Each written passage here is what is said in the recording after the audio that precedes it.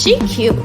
Style, comfort, and confidence. Shop with the trend in mind. She cute. Get the latest styles in outerwear, tops, jumpsuits, hats, and accessories. She cute. Shop from the comfort of your own home with confidence and quality products, hassle-free exchange, and free shipping over $65. She cute. Visit us online at SheCuteBoutique.com to shop our new fall collection.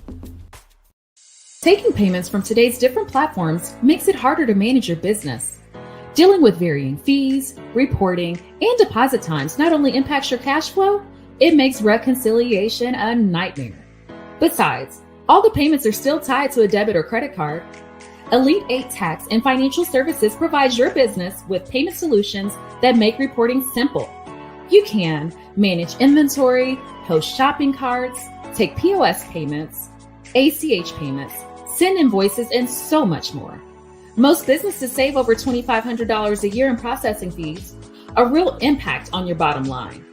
To learn more and get customized payment solutions, visit elite8financial.com or give us a call at 866-2ELITE8. Get behind the shield. Welcome to Boss Talk Radio, the #1 online business and entrepreneurial talk show. Brought to you by Elite 8 Tax and Financial Services. Boss Talk Radio, keeping it real, yeah, that's for sure. I said a Boss Talk Radio, here for your needs, we'll crack the code. He the boss. He gon' fix your situation like there ain't no time for wasting. We ain't playing when we saying he the boss. And if you ever have a problem, he gon' show you how to solve it. Listen in and he'll show you he the boss. Talk Here's your host, the Texas tax expert, George Dandridge. Talk Radio, here for your needs, we'll crack the code. He the boss. Happy Blickety Black Friday, everybody. Welcome to another episode of Boss Talk Radio. I am just extremely excited today. We have some major news going on, and for the first time, we are in a partnership for a super fantastic Black Friday deal. Y'all might have saw me promoting it all week because I was just that excited. I couldn't wait till the day I had to kind of put that thing out there or whatever. But we have an exciting show for you today. Like I said, a major announcement. But first, we want to thank our sponsors. We want to thank our listeners. If you're tuning in from anywhere other than a YouTube channel and or talkbossradio.com, be sure to subscribe to the YouTube channel so we can get those views all the way up. If you're listening to the playback on any one of the many podcast players, be sure to go ahead and thumbs up that thing, share it out, tell your friends. And if you're watching, of course, live from Facebook or LinkedIn, share the video. So y'all probably been wondering all week, like, what's this major thing George talking about? Like, what's going on? And at this time, I would like to introduce my sister from another mister. You've seen her on iHeart. You've seen her in Forbes. You've seen her right here on Boss Talk Radio. Welcome, everybody, the financial trailblazer, Sharina Humphreys. What's going on, sis? Hey, y'all. Hey. Glad to be here. Thank you for having me back, and this as a co-host. I'm super excited. Super excited. So, like, here's this thing I got to tell everybody, right? So, I don't know if y'all know how much energy and effort goes into this thing that I do, right? So, sometimes business, just pulls me in a different direction, and I'll have to skip an episode or something.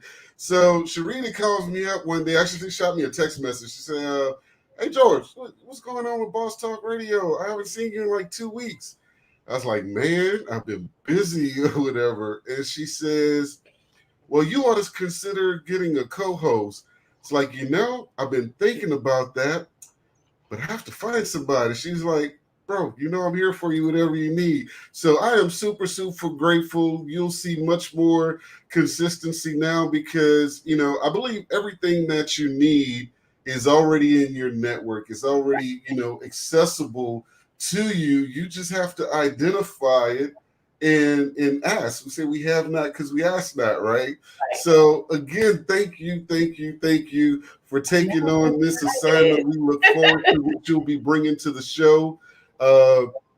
And if you guys don't know this, so Sharina is a award-winning financial educator. So she was the perfect fit for this thing. She just she blessed the stage across the world, speaking to thousands of people and everything. So we look forward to what she's bringing to the show. So tell everybody about yourself.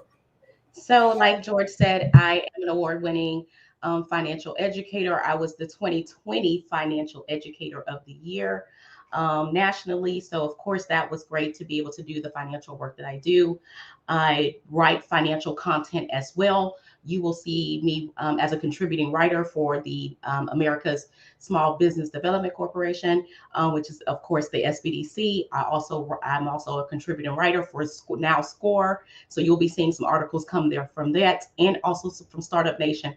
I love all things personal and business finance, so I talk about it. I don't come from wealth, but like I told George, and we've always shared, wealth will come from me. We're raising trust fund kids. And so one of the things is from someone who came from very humble beginnings. A lot of you who may not know, just to give you a little bit overview of who I am, I was actually homeless with 2 kids and never thought in a million years that I would be in the position that I am now. Now being able to not only share my story, but encourage and impact and educate people who may be from similar backgrounds, or may have run into financial hardships that are similar to mine, but may not have run into homelessness per se, but just feeling financially overwhelmed and really trying to create their own path to wealth. Because wealth is a mindset before it hits your bank account.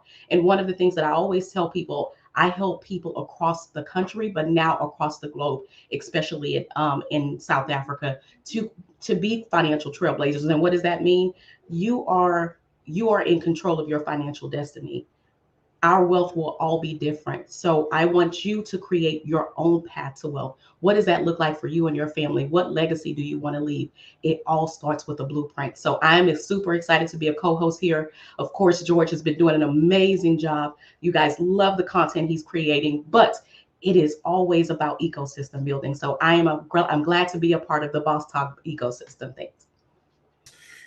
Yes, I can't tell you how happy we are to have you in here in the contribution. So what you're going to be seeing weekly from Sharina also is the Trailblazer tips.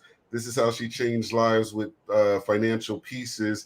And when we come back after the break, we're going to get into some Black Friday shopping tips. She's going to go ahead and start impacting your mind right now and how to save some money while you're doing this holiday shopping thing. Be back right after this.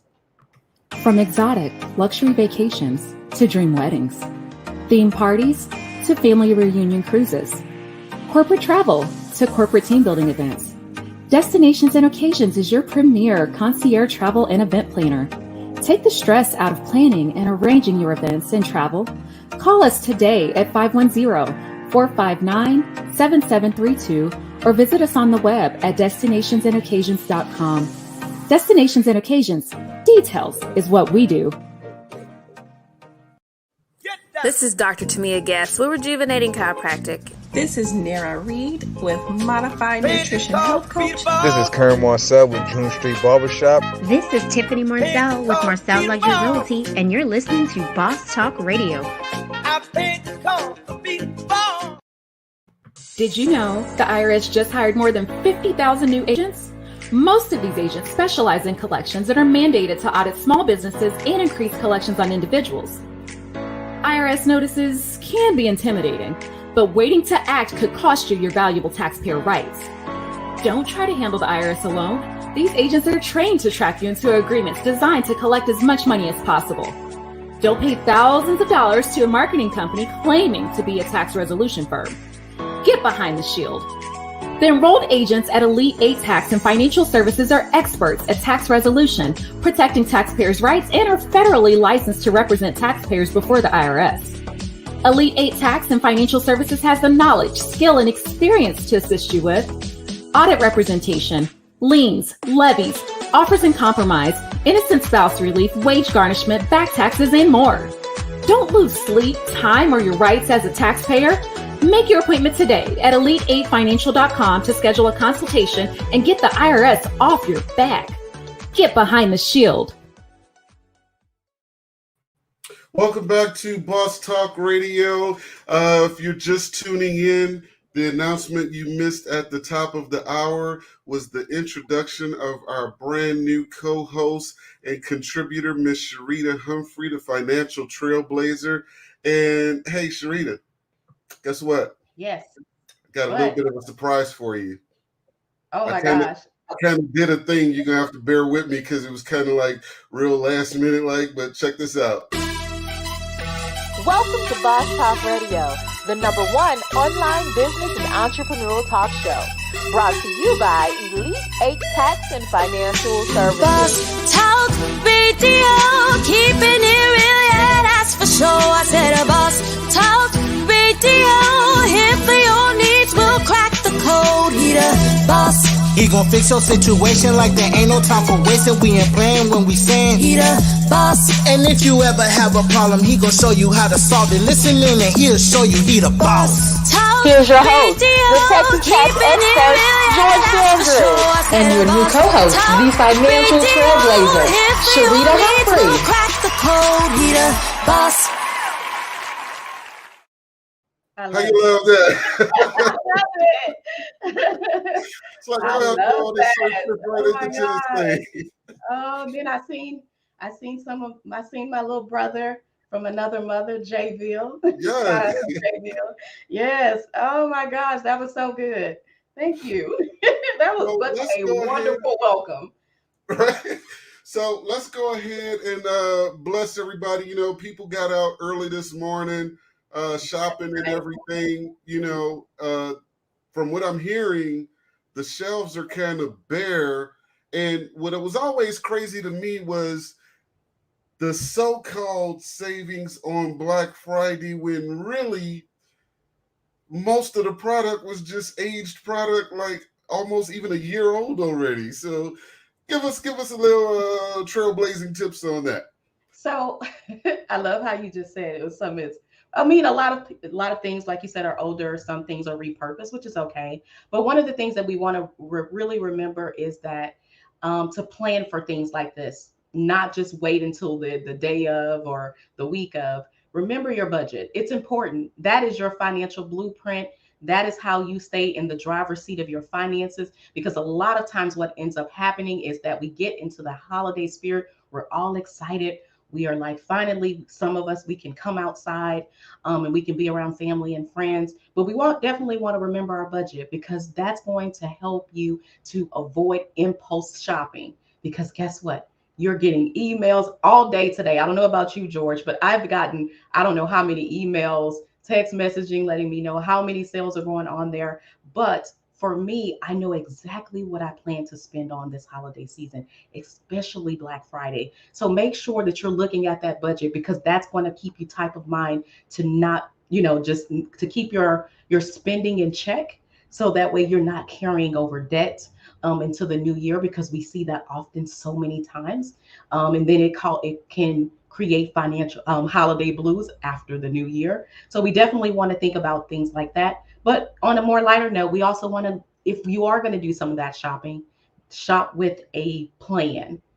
Shop with a plan of action. Make sure you're using things like Flip, FLIPP. You can get that from the App Store. Great way to kind of just see all of what is out there and kind of narrow it down within your zip code. So that way you can kind of see, can I do some of those purchases online? Well, or do I really need to go into that store? Because sometimes avoiding going in store can actually keep some money in your wallet. Because when we get there, we get inside of those stores and we see things that we didn't have on our list. And just because it's on sale does not mean that you need it. Third, don't forget, if you are going to do some of that online shopping online, use those cashback reward platforms. Make sure that you are able to get some of the money that's going out of your, leaving your wallet, that you're able to put it back on to use it. And I know that, especially for those who have some of those cashback credit cards like your Discover, Chase, American Express, definitely make sure you're using those categories or making sure that you use those cashback credit cards so that way you can really be able to enjoy your purchase and get some money back from it. But lastly, we know we're all excited. Thanksgiving was yesterday. Now it's Black Friday. We're looking at shopping, but kind of just start to think about Small Business Saturday. Tomorrow, save some of that money for small businesses that you want to support, because of course we want to shop, we want to shop with our favorite retailers, but some of our favorite retailers are right in our own neighborhoods. Some of those small businesses or even online, so making sure that you set aside some of the monies there, because guess what, our country is built on small business. So you definitely want to make sure while we're doing our Black Friday that we're thinking about the small businesses that we can support tomorrow. Awesome. And this is a question I have. So it almost always came across like the Black Friday thing was this big opportunity to save money for Christmas gifts. So my question is, how much of this should be quote unquote gift shopping versus utility shopping, like the opportunity to get some things that you may actually need or could benefit from? Right, or even someone else. Maybe you set up, instead of all just looking at your own household, maybe there's an opportunity for you to be able to give something to another organization, that you, one of your favorite charities, or someone else, or a family that's in need. So it's not always just about us. I'm a huge advocate of that. It did turn into some like Christmas shopping, but let's just be honest, George. A lot of that stuff that's in our carts, whether online or or in person, a lot of times we don't really need that stuff. It's just the rush of knowing it's been promoted since right after Labor Day. Black Friday is coming. They started Black Friday early this year. So a lot of times, do we really need some of the things that we're purchasing? Is some of the things that we're purchasing from last year being used this year? If not, let's not create that same negative financial behavior, because what happens is we are sometimes looking at some of our wealth. Do we really need another 70-inch TV? No shade for Walmart, because Walmart has a 70-inch TV for under $400. But do you really need another television? Well, yeah, because I need something outside on the patio. And I get it. We're all remodeling our houses, and we're all, because COVID had us doing all the things inside of our homes, because a lot of us were on lockdown. All the things. All the things. But do you need to continue that behavior? Because even some of the articles that I've read all of this week, they're surprised, even with the amount of the percentage of inflation, that so many people are still shopping. But what's shocking is that so many people are still experiencing financial hardships. So we definitely have to be able to kind of manage what we have, so that we are not in a situation after the holidays. Like I said, then you're feeling like, why did I spend all of that money? It's okay. And one of the things I will say to you, George, take some of that stuff back. If you look at it, and I think we get into this thing, we're like, I don't want to go back in there and take this stuff back. They don't know you. Take that stuff back. Return it. If you're not going to use it, return it. Or if you're going to keep it, put it on Poshmark, OfferUp, Facebook Marketplace. Get some of your money back, instead of just sitting in every single year we're having to declutter one room or our house because we have all the stuff that we didn't use. Well, that part I don't have an issue with, because I have this problem where, and you'd be proud of me, like I sat on this news about introducing you all week, but it was the most difficult thing I accomplished this year, and so like if I do gift shopping, like I might see something like, ooh, this would be a nice gift for so-and-so. For some reason, I can't hold on to it till Christmas. I just be excited to give. So, the whole, like, and I don't do crowds and whatnot, so I'm never out shopping for Black Friday. But you mentioned Small Business Saturday. Let's also keep in mind Cyber Sunday. And then here's the other thing, because in years past, I've seen people literally beating each other up, you know, in stores or whatever, like trying to get a deal. And here's the thing. Oftentimes, these things will last throughout the weekend, you know, so it doesn't have to be a on Friday thing. They just create this sense of urgency, like, hey, we might run out. Guess what? If they run out, they still need to make money. They still need to have a sale. And I've seen that, you know, what's typically better than Black Friday sales is that sale that starts on December 26th. Right. That's the one right there. Right. Right. It's like Halloween candy. Like you got November 1st, it's 75% off. Yes, you're definitely right, George. Like, we don't need it. And I think it's a stigma, like, okay, what if I don't want to be the person who's waiting to the end? Because, you know, we used to always kind of joke about the person who got the who gave you they disappeared for Valentine's Day and then showed up, and then they had all the roses and all the candies. And I think that's where people feel like, well, I don't want to not be the person who's not gifting something on that. But I think that this is where we need to continue to have money conversations, that if you don't have it, and you really can't afford it, then don't buy it. Right. That's the other thing. And you know, there's this misfortune out there too that people don't measure, which is, if you buy something over here on credit because it was on sale, right, and you have a ridiculous interest rate and you don't pay that thing off for 6, 7, 8 months, it's almost Christmas again. You know, you actually end up paying more than the regular price at that point. So, you know, keep that in mind, guys. But as promised, we are having our own little Black Friday thing. And so here's a little highlight of it before we bring on our special guest to tell you more about it. Increasing brand awareness is essential. The more brand exposure you have for your company, the more likely you are to generate revenue with both existing and new customers. Scale Up Productions wants to help your business scale upward by helping you to create a video advertisement that is meant to garner interest and get customers excited about what you do. We are partnering with Boss Talk Radio to help your business gain exposure this holiday season. For a limited time only, you will receive a $50 discount on a stunning video ad that will be broadcasted on Boss Talk Radio. The deadline to receive this promotion is November 29th. Send an email to support@scaleupproductions.com today to get started. The sky is the limit. Scale up.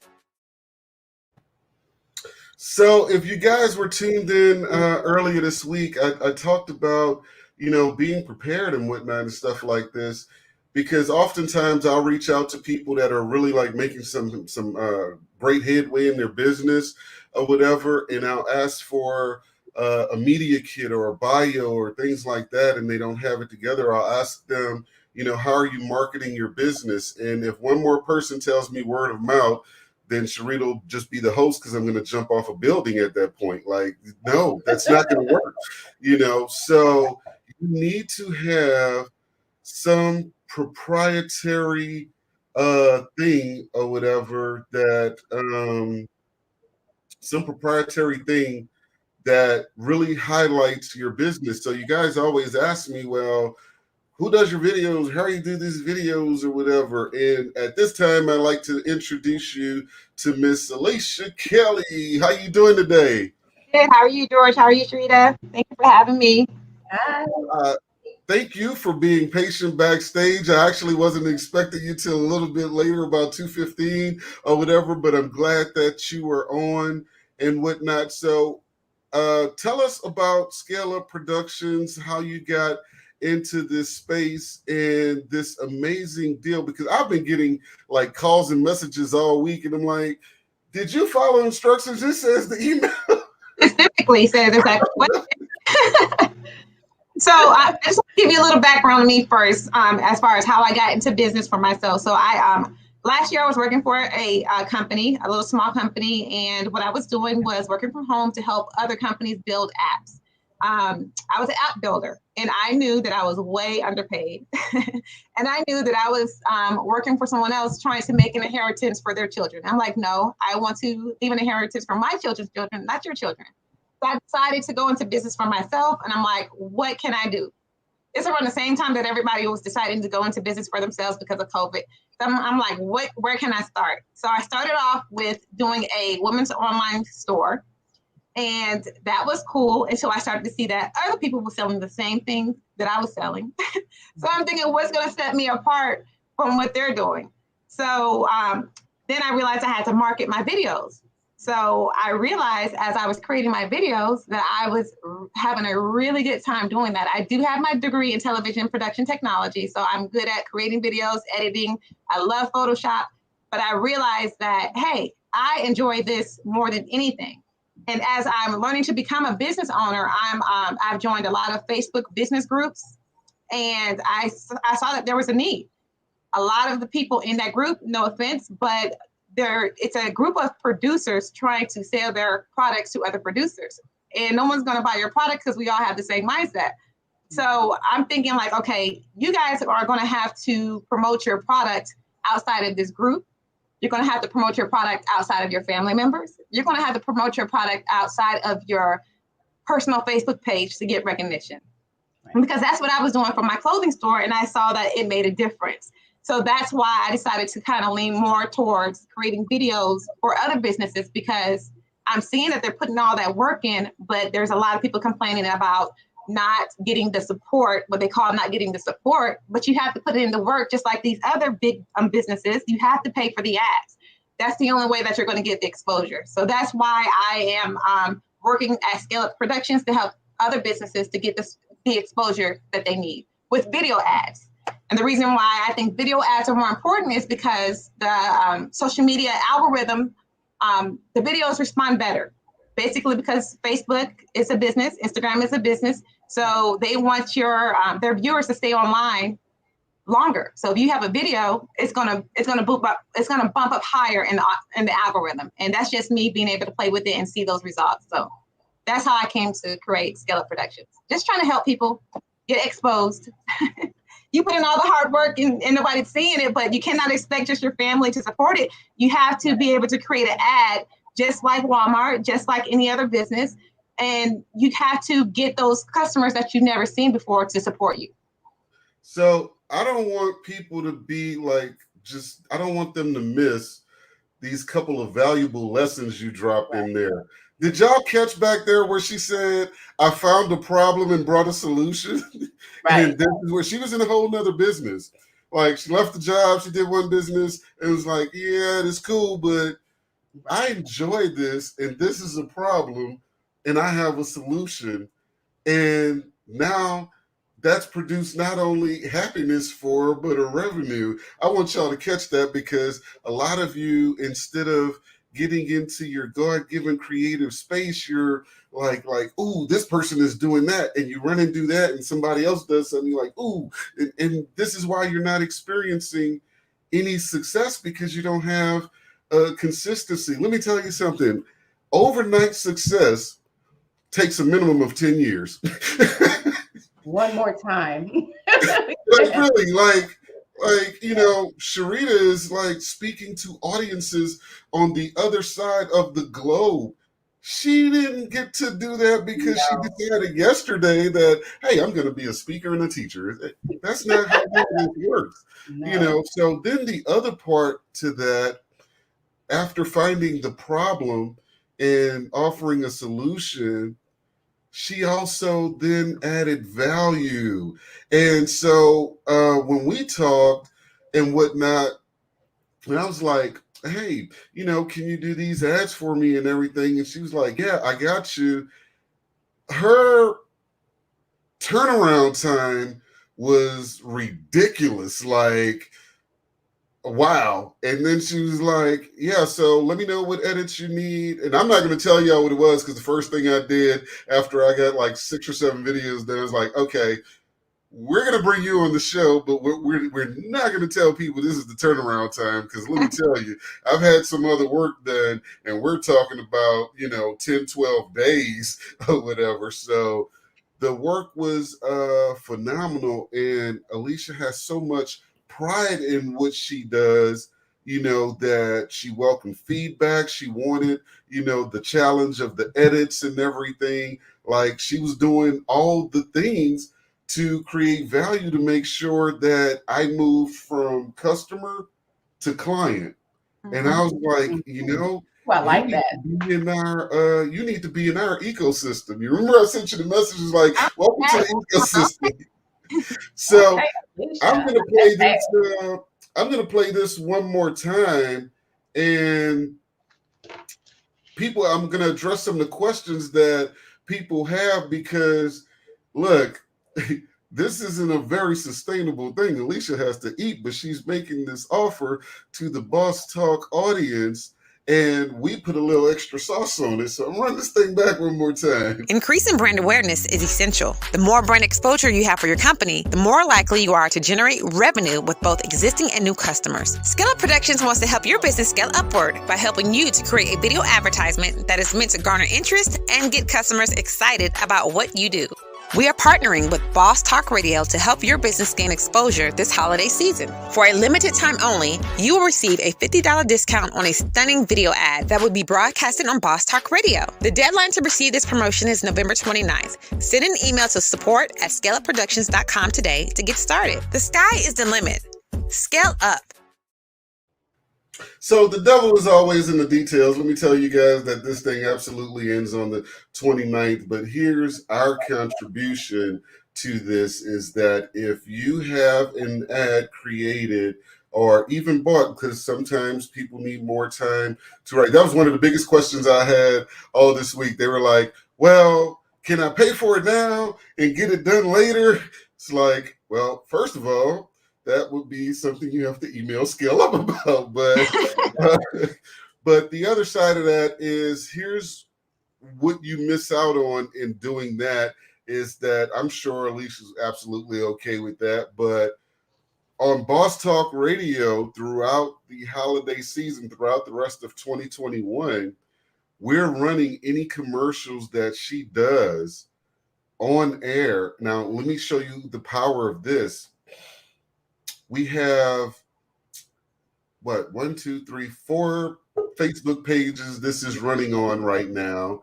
We have 2 LinkedIn pages, the YouTube channel, the Twitter, the talkbossradio.com site that it's running on. And then after that, it's evergreened on YouTube and then on 20 different podcast players.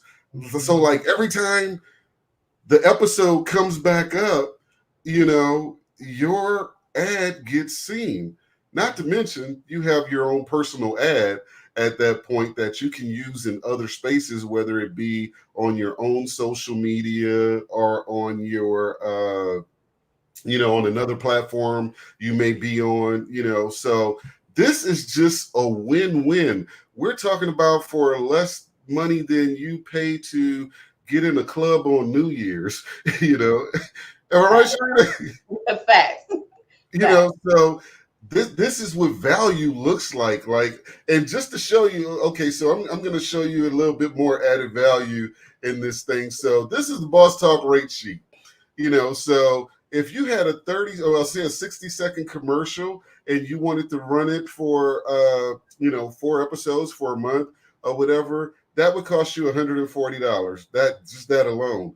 So now you're able to get a 60-second commercial for $100 and run it for the next 4 or 5 weeks for free. You cannot beat that deal. Now, here's this thing where you have to invest in yourself. If you're not willing to invest in yourself, stop what you're doing. Matter of fact, don't stop what you're doing. Just stop breathing.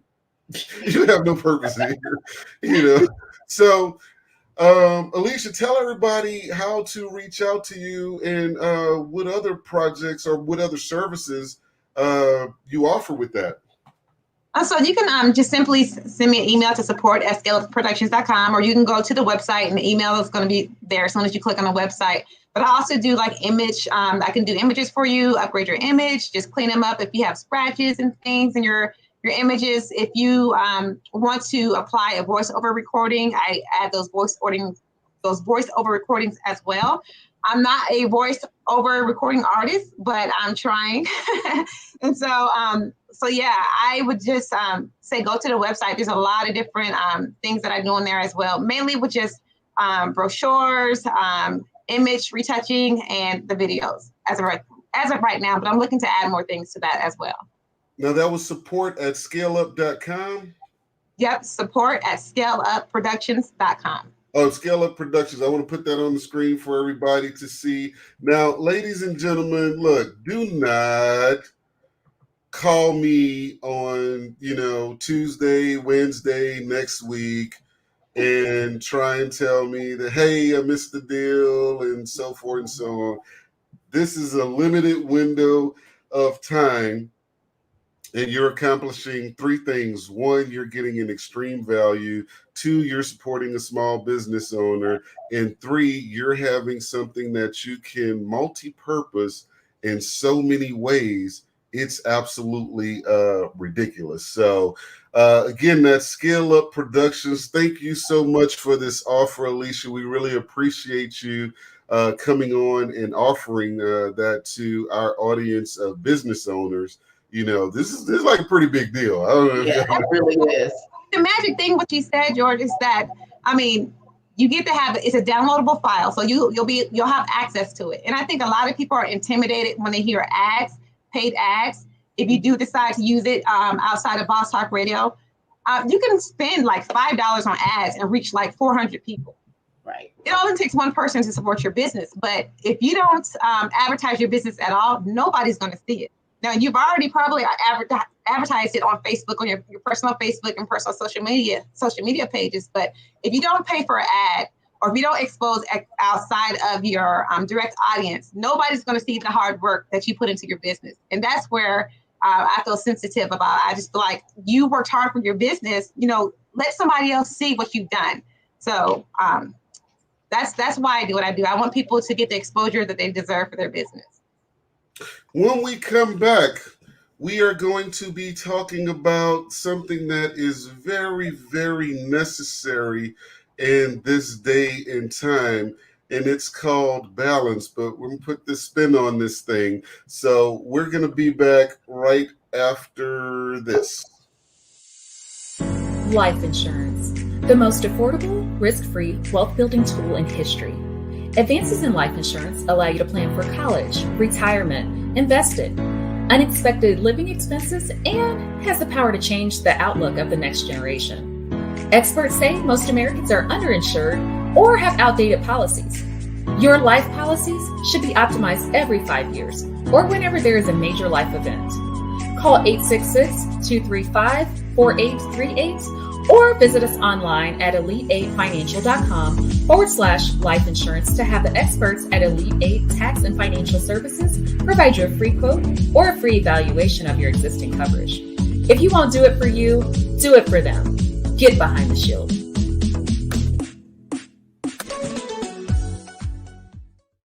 Your bags are packed and you're ready to enjoy a much-needed vacation. You arrive at the airport and you're delayed because you were unaware of new protocols. When you land, you're not sure who to use for reliable ground transportation. You arrive at your resort to find it doesn't look like the brochures and your accommodations aren't ready. You've just lost an entire day trying to get settled and you still have to find things to do while on vacation. Destinations and Occasions is your premier concierge travel and event planner. At D&O, every detail of your trip is vetted for quality to create a great client experience. We're even accessible while you're away to take care of any concerns that may arise.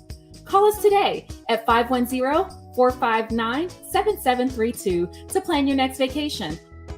Or visit us on the web at destinationsandoccasions.com. Destinations and Occasions. Details is what we do. Welcome back to Boss Talk Radio. So if you follow me for any bit of time, you always hear me say little things make you great. But sometimes little things can be so big that they just get overlooked. And as business owners, trying to do all the things can be overwhelming. Wearing all the hats, not only in your business, which is why it's necessary to build a team, but also in your personal life. So today, for the first time back on season 3, we have seasoned success veteran world traveler, my big brother from another mother, Mr. Brian Joubert. How you doing, sir? I am lovely, brother. I am lovely. How are you, man? I can't complain. It's a beautiful Black Friday, and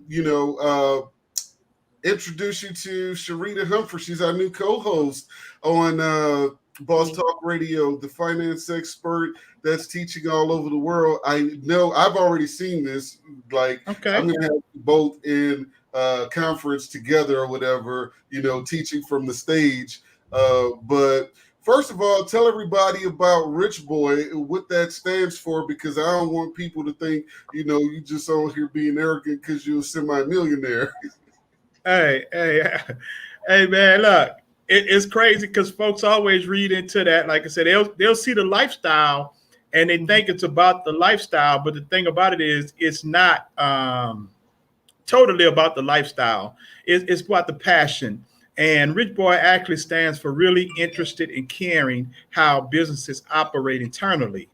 And that's my passion, is really just teaching businesses how to run, but primarily from the inside out. That internal part, that eye on Richboi is so important. So really interested in caring how businesses operate internally, because that infrastructure is killed. That's what killed a lot of people.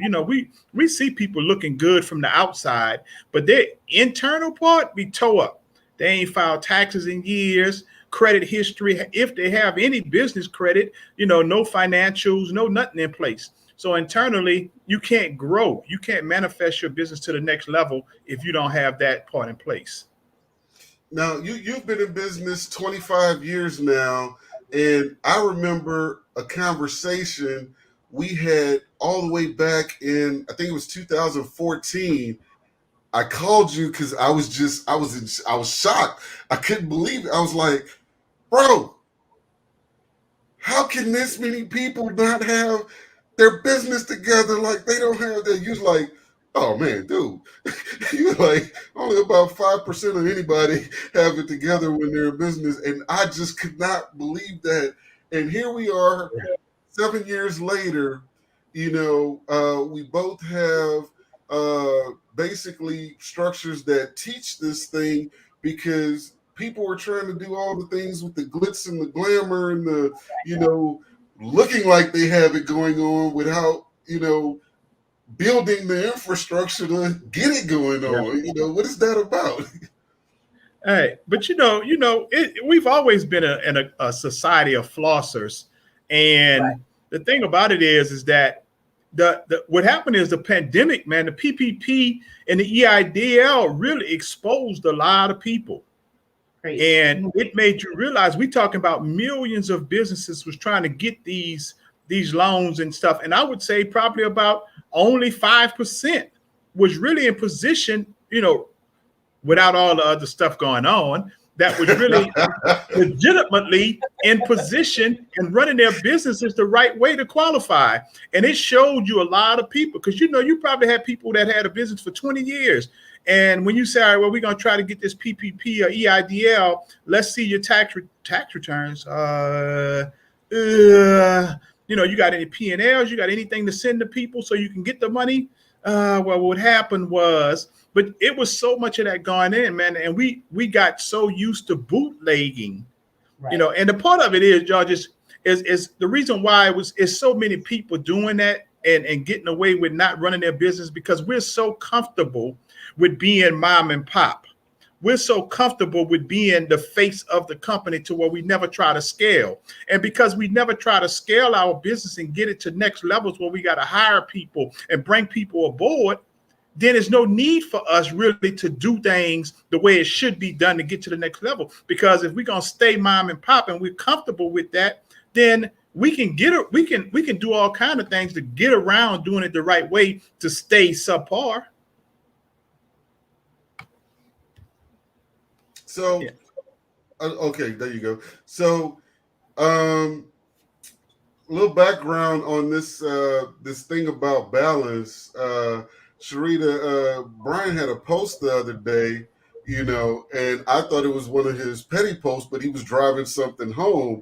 You know, he talked about, you know, people being excited, specifically business owners. No knock on people going to work. Yeah. So we put that out there because I want to get jumped on. But so he was talking about business owners being excited about having a 4-day weekend, having 4 days off. And he said, well, you know, if you're excited about 4 days off, then your heart is not in it. You know, are you already, you know, an ultra success? And I responded like, you misspelled 4 weeks, because everybody that's been around me know when Sagittarius season come, I'm about, hey, look, ain't like I ain't doing no work, but let's be clear. I'm be working from about 8 in the morning till about noon. During this season, I do the Joubert lifestyle, the Richboi lifestyle. You know, this is when I get all my traveling, my hunting, my fishing. Like, you know, I do all the things during this time. But so he called me that night, right?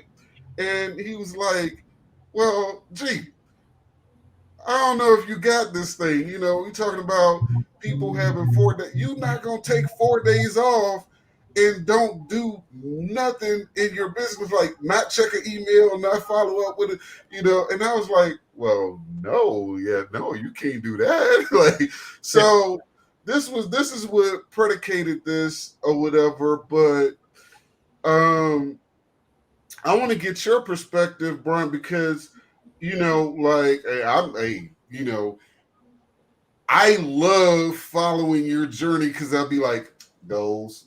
What goes? Like, you know, there's some people trying to go to the Bahamas next year. You went to the Maldives 2 or 3 times this year. I'm like, goals, you know.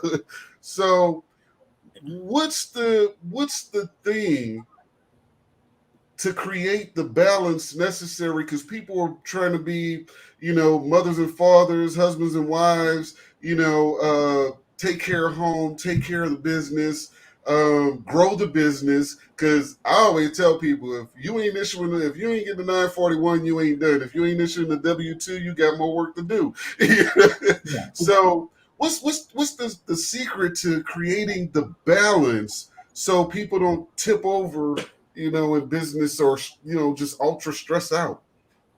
Yeah, and the thing about it is, is that people have to understand, and I know this rubs a lot of people the wrong way, but you have to find out what level of success you want. Do you want ultra success, or do you want medium success? Because when we start talking about ultra success, see, we praise the Serena Williams, we praise the Kobe Bryants and the Michael Jordans and the Tiger Woods. But if you listen to these people talk, it's no balance. It's no balance when you talk about next level greatness. The things that they had to sacrifice, man, the people that they had to neglect, in a sense. This is why at most Hall of Fame speeches, when you listen to most of these athletes, when you listen to them at Hall of Fame speeches, they always say to their kids in the audience, I know I missed a lot of your games. I know I missed your recitals. I know I missed your dance thing. I know I missed this, because that comes with it. You can't give greatness 100% and give your family 100%. So you're not gonna have balance. Greatness does not have balance. When you talk about greatness, now, if I want to be okay and I want to live, you know, a little comfortable, then I can do it, because I don't have to put in the type of work to be great. So I can still catch all of those things until you get to a certain point. That's when you basically start getting balanced. So you're going to sacrifice something. Somebody's going to lose out when you start talking about greatness.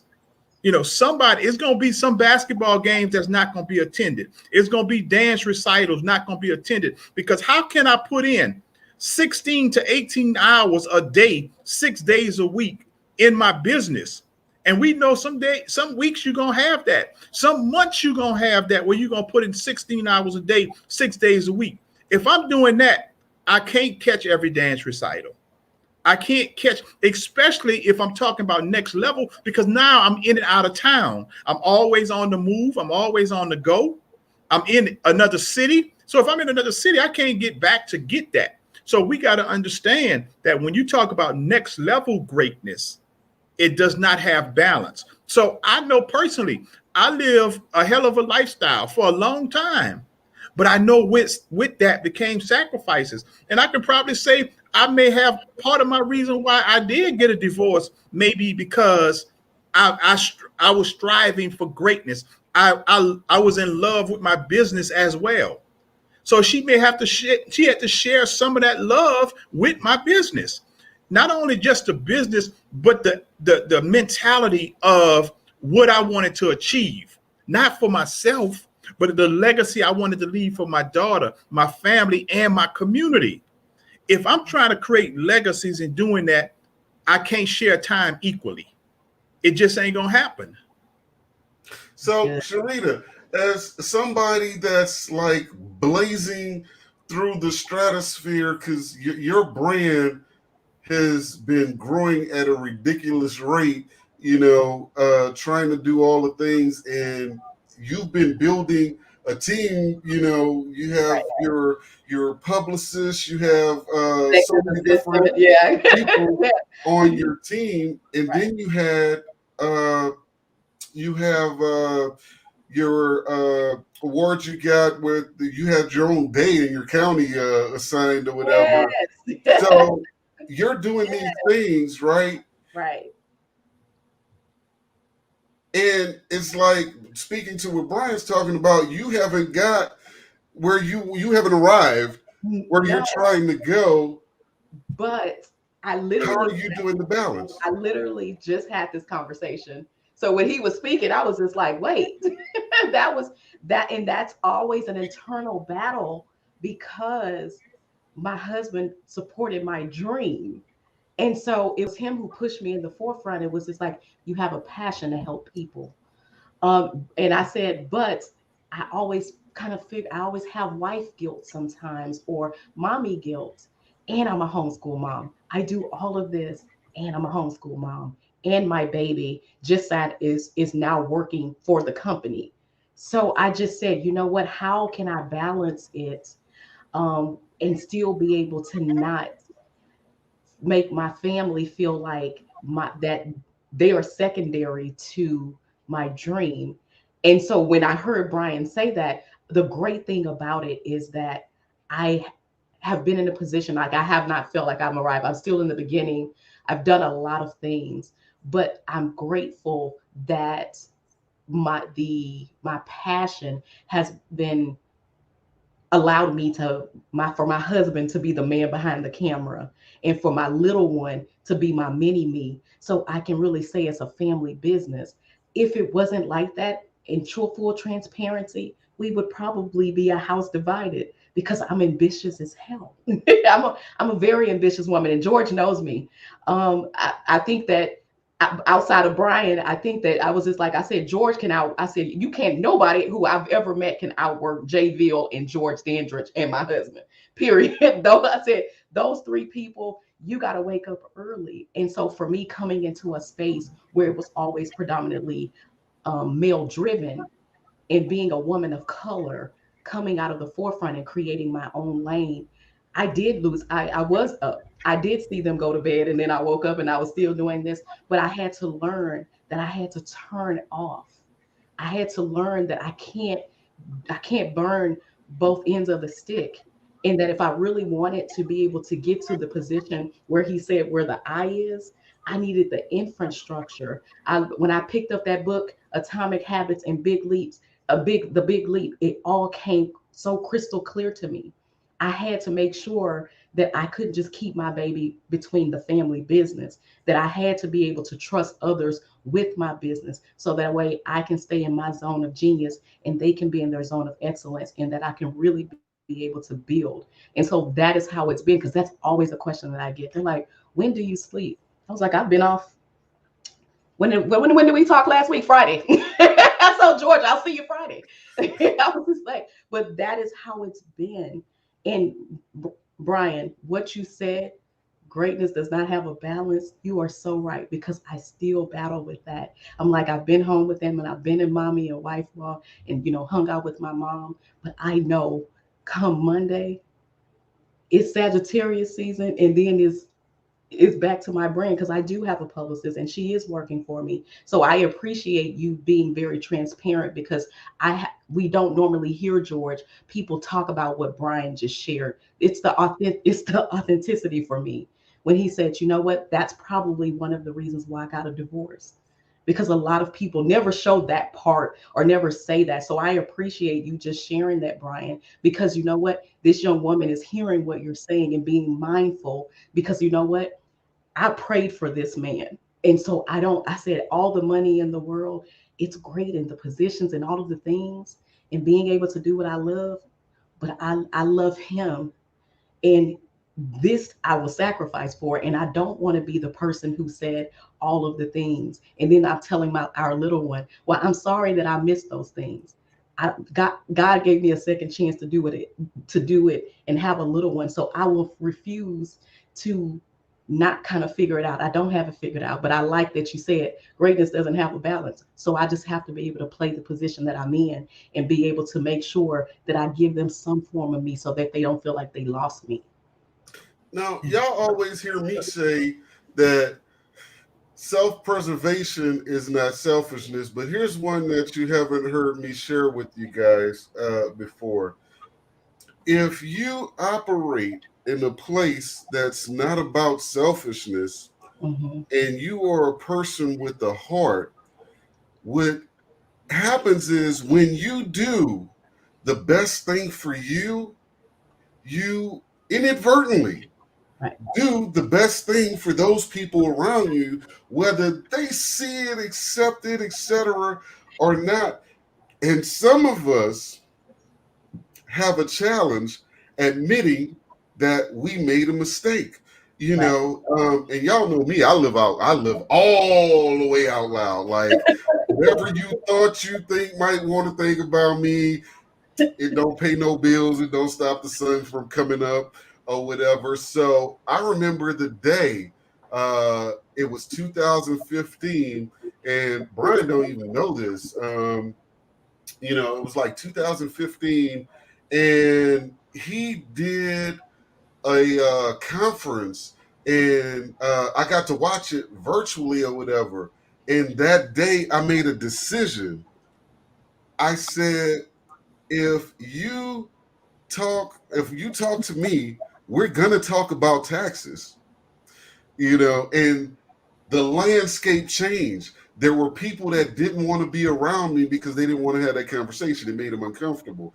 But my circles and influence also changed, because now I was in the room with people more versed than myself. I was learning more and growing, and other people were able to hear it in my conversation. They're like, oh, he do this, you know. And then I think it was 2019, everybody was like, oh, George looked like he going through a midlife crisis, because they were trying to assess this thing from Facebook. Yeah, bro, you remember this with Brian? When I did this, everybody was like, oh, he lost his mind. Brian sent the message. He was like, gangster, you know, because he understood at that point.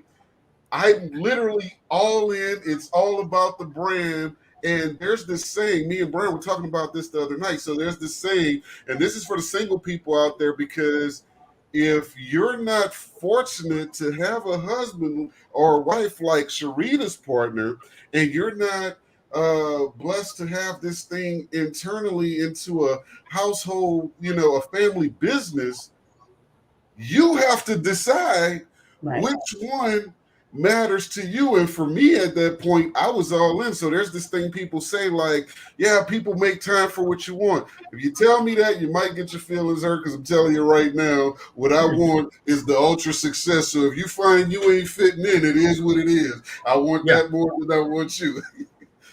Yeah, and the thing too, though, George, and I even say this basically with Rita, in a sense that she like you said, she asked for the husband, she asked for the child. But if it's in you, and you ambitious as you say you are, you're gonna sacrifice that and make time for your husband and your child. You're gonna say, well, let me do this. It's not gonna be a natural thing, it's gonna be a forced thing, because you still gonna be with your husband or your wife. I mean, your husband or your wife or your child still thinking about, all right, let me put in 2 hours with them. Then I need to go do this report. You know, you still want to get back to it. So it's still a fight with balance.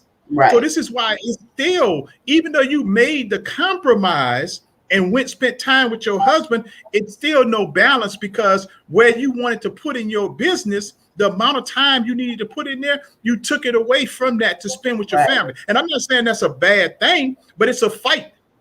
It's a fight, because even when you go and you putting time in with the business, you're feeling guilty. Like, all right, should I be talking? I wonder what he's thinking. Is he thinking I'm putting in too much time? You know, I need to get back to him. I'm gonna do 1 more hour, and then I'm gonna make sure I go with them. You know, and so it's a constant fight. And it ain't gonna stop, because if it's in your blood, if it's in your DNA, if it's in your heart, you can't do nothing about that. It's going to be natural. And so this is what I talked about. This is when I was saying, if you take 4 days off, and I don't mean that you take a 4-day vacation or anything like that, because I understand that's necessary. I encourage you to do that. But what I'm saying is, if it's in your heart, if it's in your blood, if it's in your DNA, if you take 4 days off, you ain't saying, I'm not going to look on my computer. I'm not going to get on my phone.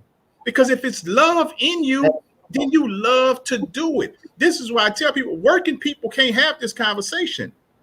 You know, so when you 9 to 5, when you 9 to 5, you can't tell me, well, you gotta detach. You gotta detach. You gotta unwind. You gotta reset. No, because you making millions for somebody else. So yeah, you need to get that break, because they driving you. They driving you to insanity and giving you half the amount. So basically with that, yeah, I want to get away. I don't want to do nothing for you. So I can go 4 days and leave my phone, leave my computer. But when it's in my heart and I love what I do, anything that you love what you do, is going to be hard to ignore it for 4 days. Unless you're going to be miserable. You're going to be miserable, because ain't too much that you love that you ain't going to do for 4 days. And ain't gonna be happy with it. And so when Brian said that the other night, I said, well, here's a way you could give it back to him or whatever. Ask them, you know, who wants to be away from their child for 4 days and not call or check in on them, not speak to them, not see what they doing or whatever. And he's like, yeah, that's the one right there. You know, and I think one of the challenges though, Brian, is that too many people are doing things that they don't love. Like our earlier guest was talking about, she started one business and it was in the effort to market that business that she truly found her passion. And all of a sudden she was able to generate the income. You know, she was able to generate the outcome that she wanted to generate because she found that love. You know, what would your advice be to anyone who, because I'm noticing this trend and it disturbs me greatly, but I said I wasn't going to be petty today, you know, but it's in your blood. It's in your DNA. So basically, when you're not petty, when you go a day, when you go a day and not be petty, you make up for it twice the next day. Because you want to do it. You because that's a part of you. So you gotta let it out. So you gotta do it. If you're not being petty because it's in your DNA, you are not happy. Right. Because you keep telling yourself, I should say it. I ain't gonna say nothing. I ain't gonna say nothing. But you'll have that conversation with yourself all day. No, people need to know. They need to hear this. Right. These are all facts. Okay, look, he got me on that. He got me on Brian, that. you are hitting on everything. Because I told him, I said, when I don't see him online, he is my daily dose of of petty. I was just like, I'm like, is there something that is everything okay? Because we don't, and it's so funny that has become his like. I tell him all the time, I say, that's a part of your DNA. I said, if you want a good dose of knowledge, petty, and to get off your butt, just hit the follow button. But you, George, you bring it in a way that it makes people get up and do something. And even for the ones who mad, it's just because it's truth in it. I had this conversation with for those of you that don't know. I call Brian Big Brother Juke, and I've been fortunate to have access to him since 2012. Despite him traveling the world, teaching the world, whatever, he always called me back, always text me back, or whatever, And so I had a conversation with him. It probably was 6 or 7 months ago. Y'all may not believe this, but I was kind of like, this put by this message I had got from a former client. On the same day, I got a message from somebody that was checking out a show or something, or one of my lives or something like that. And so I called Brian up, and I'm like, man, look, what's the deal? I'm not like, I'm telling the truth. Like, he like, yeah, but gee, you be ripping assholes when you tell the truth. You like, you ripping the Band-Aid off. I said, B, I'm saying the same thing you said on this. He's like, yeah, but I make it funny. You hit people over the head, you punch them in the mouth with it or whatever. So y'all may not have caught this, but for like, it must have been for like 4 or 5 weeks. I tried. Y'all don't know. I'll be sitting on my hands like, I'm not going to take that. I'm not. And then one day somebody triggered it, and I let loose, and Sharina died laughing. People was like, man, you okay? Who you talking about? Like, oh, this is a build-up. This has been going on for a while. But B, what is your advice for, because I'm really stuck on that, life is short, death is long, type of thing. But people are doing all the things to try to get by and look fly and, so forth and so on. How does a person that's not exposed to someone like yourself, myself, Sharita, they don't have that environmental influence, how do they find that love for something that they could latch on to and just never have another miserable day in their life because they're pursuing greatness on that thing? Well, again, what we got to stop doing is looking at people and thinking that's our passion because they making money and thinking that we can do it. And because how many people you basically know that, man, I'm thinking about getting that tax business, man, y'all be making money. Those cats, I'll be like, you ain't gonna never make the kind of money I make because it ain't in your heart the way it is in my heart. Because I'm gonna do it out of love, and when I show love, I create value. When I create value, I create consistency. Consistency creates longevity. Longevity creates success. But if it ain't in your heart, then you ain't gonna. You just seeing the byproduct of all of those things. Mm-hmm. And so now, when me and B first got together, he was visiting out here or whatever, and I insisted on a meeting or whatever, and we went and had this terrible barbecue from somewhere. Oh yeah. Or whatever. He's like, man, I want some barbecue. I'm like, I don't really know, but we'll go try this place. It was horrible, but that's not the point. There was a one-line statement that came out of that meeting that was everything. And he said these words to me. He was like, and well, this is my show. I can say it. He said, if you in it for the money, you don't want to fuck with me.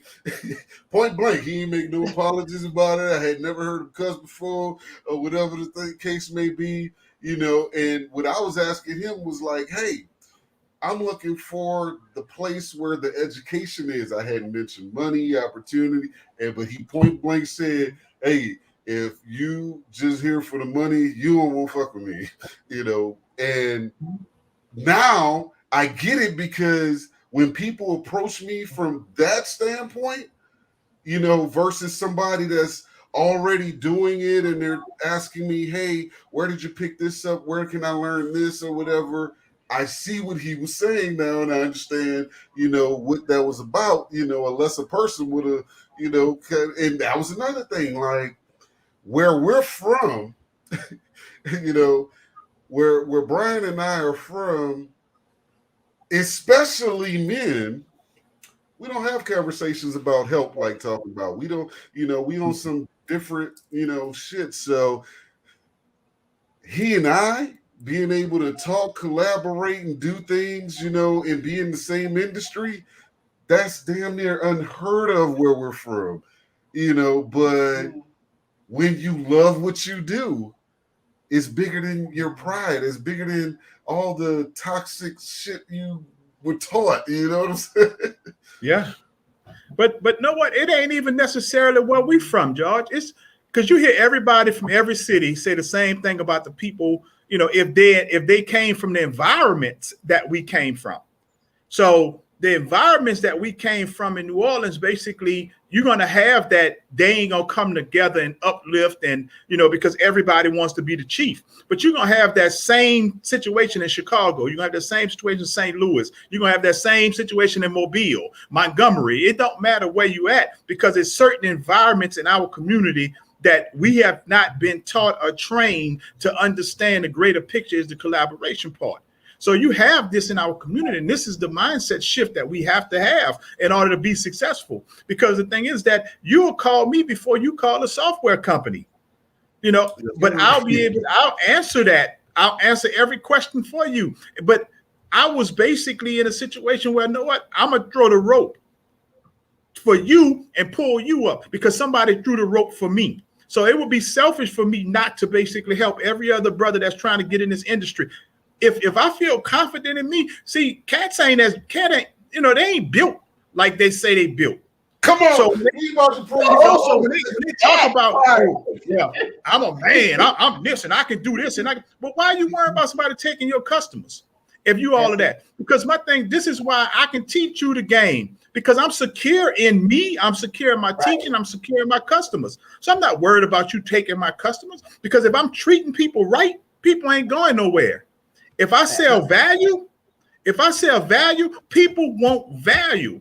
If they feel like they doing their money's work, they ain't going nowhere. So cats ain't built like that. And they talk a lot of talk, but this is why they scared to help, because they feel like you ain't secure in what you're doing, or you got some bullshit going on behind the scenes. B, I say this all the time, and people think that I'm on some arrogant, shit or whatever, but I tell them this all the time. God gives everybody a gift. That's it. Outside of your God-given gift, I'm just better than you. And the reason I feel that way is because I'm not going to be outworked, and I intentionally surround myself with people, environments, and things that are achieving something that doesn't allow me to get comfortable. Like, I'm in a circle of tax professionals that's knocking stuff down so great. Like, it's like, oh man, I ain't working hard enough. I got more work to do. It never allows me to just rest on past accomplishments. Stevie Wonder say the pastime paradise.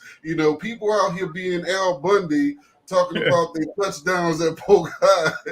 You know what I'm saying?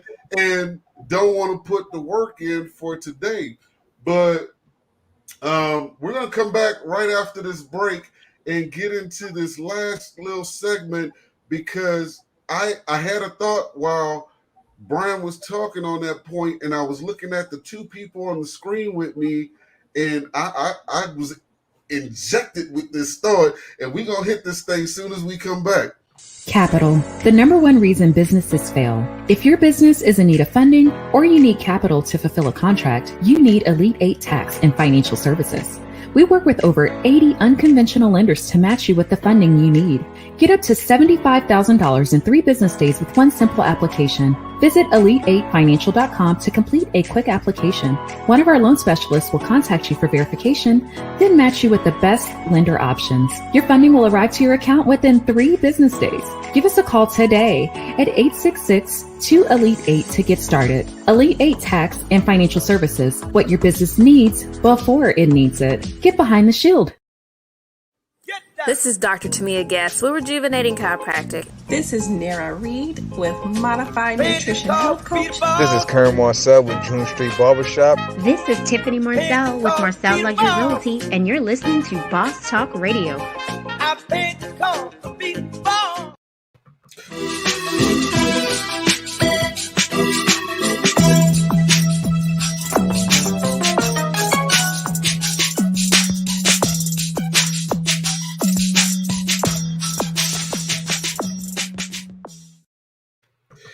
Here we go with that fire. I couldn't let y'all out without this one right here. So somebody needs to hear this. Brian's post lately has always be, I don't know who need to hear this, but I know who need to hear this right here. If you call yourself being a business owner, entrepreneur, I don't care if you have a side hustle, whatever the case may be. And matter of fact, Brian, you in the office? Yeah. Brian has a wall in his office that says if you want to go fast, go alone. If you want to go far, go with others. A lot of you can't get where you need to be because you've made it about yourself. You need to be the face. You need the attention that looks like success. You need this bullshit that social media has taught you, and to the point where people know your face and not your logo. You know, you don't get to talk to me and don't hear get behind the shield. It's in everything I wear, is in everything that I do. You know, so you need to build a team. I remember having this conversation with Brian back in about 2017, and you know, hey, Brian not petty, but well, that's a lie. He ain't as petty as me, but he's straight to the point. So I called him on something, and he didn't put no sugar on that shit. He was like, George, you need a team. Like you need a bigger team, you know. And I was like, all right. So I started moving to the next level to do that, and it's hard because a lot of y'all just don't want to work or whatever, but I was sitting here, I was looking at the screen, I was like, Sharina has done a great job putting a team around herself, including her household.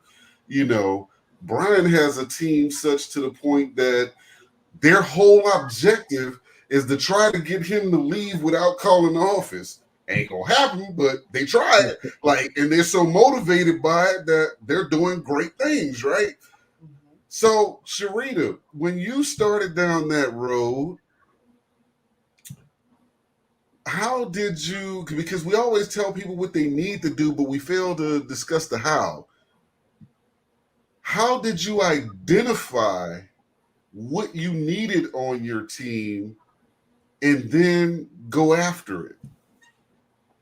I think the first thing that I did was to identify the things where what's my weakness, or I just didn't have time for. A friend of mine said something to me and it stuck with me.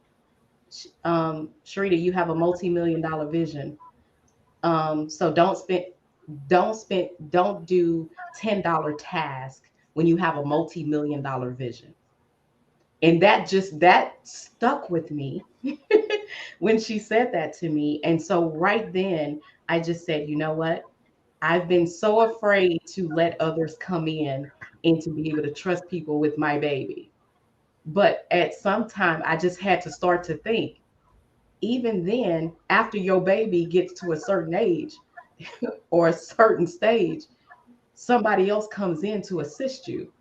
And so as a mom, I started to think about that. And that's where I just was like, you know what? This is what I need. I need somebody who's just as passionate and that's going to say, just like the people that's already in my ecosystem, here are some things where we can improve and be okay with it and not be a person who's just going to say, yes, yes, yes, yes, yes, because I'm giving them a check. I don't want anybody on my team that's like that. And number two is I also had to identify that I didn't want to try to do those $10 tasks when I have a multi-million-dollar vision and I hired and outsourced things that were $10 tasks until I was able to see the return on my investment so that I can invest into people. So that way they can come in and be able to now do those tasks and be paid well for them. So I don't have a problem with hiring people and paying them well because I've been on both sides now, and I always wanted to make the people that's on my team, they don't feel like employees, they feel like they are part of the vision. So that was one of the key things for me with this. What is it? It wasn't just about them doing the task. Where do you want to take and how is your vision and what you want to do tied into what I'm doing? And that's when all of the things started to align. I started to write them out and putting them every day where I can see them. I said something to somebody. I remember the first time I was speaking and I said, you know what? I put my vision board in front of the television because I'm not watching anybody else's wealth. I said, I'm not going to watch anybody else's wealth. I put everything that was going to be a distraction. I put my vision board in front of the phone, the computers, the tablets, the televisions, everything. And so I get what Brian said, that I was focused. I still am. I don't have time to watch somebody else's wealth. I'm not where I want to be. So I don't have time to invest into Netflix. I like Netflix, but I can't binge on Netflix. I don't have time. So the one thing is when I said, okay, my weaknesses, what do I need? How do I continue to be able to do this? There was only going to be certain things that I can go so that I was going to be able to do on my own. And so when Brian said that about thinking that you're just going to be able to do this alone, I tried that road. It costs you a lot of time, heartaches, tears, and money. You can only free 99 your way to so far. You can only free 99 your way so far. You can only consume so much free information. You have to start to make investments into yourself, into other people, so that way you can really be able to move those things. And when I did that, that's how things start to open up to me. I have the right publicist, I have the right assistant, I have the right copywriters on my team, I have the right grant writers. That is when things started to attract, because I was putting out the energy and putting out the things. And you know what? I know my ask. I know my ask. And so me knowing my ASK was the thing that attracted those things beyond the ambition. Because there's a lot of ambitious people. Let's just call it the NFL. It's a lot of great people. It's a lot of great talent. but who's gonna get up? And I'm a reformed night owl. Because I used to be like, look, that ain't no way in hell on me. Because I used to look at my husband, wake up at 3 a.m. You're crazy. I'm just going to bed at 3 a.m. But you know what? Now I'm looking at myself and I'm waking up at 3, 4, 5 o'clock, and by 9 o'clock, I'm texting George, what you doing for what you doing? I'm done by noon. Being able to shift those mindsets and being able to look at, my husband and people like Brian and George, and being able to see where, as a woman, how can I implement some of the things that you guys have mastered that we sometimes are battling against because we don't want to collaborate with another person. I don't have any problem with collaborating with someone, with another financial whatever, if it's going to be the right synergies and the right fit. And I think that sometimes we want to get on platforms and we just want it all about us. But when you make it like that, you shortstop so many open doors and money. I don't chase money anymore. It's about the impact first. That's my impact. But when I keep that focus, I never had to beg for what I wanted. Because guess what? It was presented to me because they see the impact that I'm doing, and they know that I truly love people and want to see them be there, a trailblazer. I'm a trailblazer. I'm resilient as hell. But one of the things that I can say is you cannot keep thinking that you are not going to have to make any investments. You can't call George and Brian. How? Some people think that you can just pick up the phone. Well, put me in the door. No. How many doors and how many seats did you think was closing my face for me to get to this door? But a lot of people think that just because George is calling it and making it plain that he's being mean. New rooms. If you worried about the rooms and the doors being closed to you because you're not doing it right here, when you get to rooms with Brian, you better become all the way correct because they don't have time. This man just told you he'd been to Maldives 4 times this year. If it wasn't a pandemic, some of us wouldn't be going to Maldives at all. We couldn't afford it. Let's just be real. Let's just call a spade a spade. Vegas is wide open because of the pandemic. Some of us that was a dream trip. So for me, I just had to get out of my own way. Sometimes it is not the internet, it's not algorithms, it's not social media, it's not the people in your family. Sometimes it's just you your own enemy. You are the reason why you're not attracting new doors, new opportunities, and new leads. Shout out to my business attorney, Eric Cartwright, watching live. Shout out to JT, my man on the Pocket Watching podcast. You got to go check out his channel.